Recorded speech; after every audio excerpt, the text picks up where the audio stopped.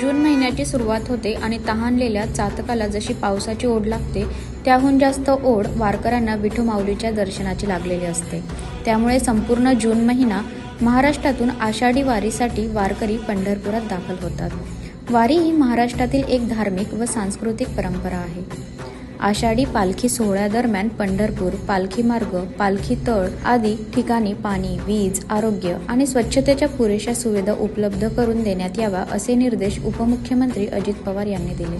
इंद्रायणी नदी स्वच्छतेचे काम तातडीने करण्यात यावे, मानाच्या पालख्यांसह इतर पालख्यांसाठी रात्रीच्या वेळी विद्युत व्यवस्था करण्यात यावी, पालखी मार्गाला लागून असलेल्या जागा सोहळ्याच्या दृष्टीने कायमस्वरूपी ताब्यात घेऊन त्याचा पालखी सोहळा वगळता इतर वेळी अन्य उपयोग करण्याबाबत प्रस्ताव तयार करावा, अशा जागांवर अतिक्रमण होणार नाही याची दक्षता घ्यावी, पालखी मार्गावरील कायमस्वरूपी सुविधेच्या दृष्टीने विभागीय आयुक्तांकडे बैठकीचे आयोजन करण्यात येईल असेही सांगण्यात आले।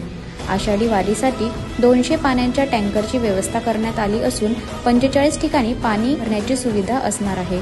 112 वैद्यकीय अधिकारी आणि 336 कर्मचाऱ्यांची आरोग्य सेवेसाठी पालखी मार्गावर नियुक्ती करण्यात आली आहे। 115 आरोग्य पथके, 57 फिरते वैद्यकीय पथक आणि 180 रुग्णवाहिकेद्वारे आरोग्य सुविधा करण्यात येणार आहे। 12 ठिकाणी हिरकणी कक्ष देखील उभारण्यात येणार आहे।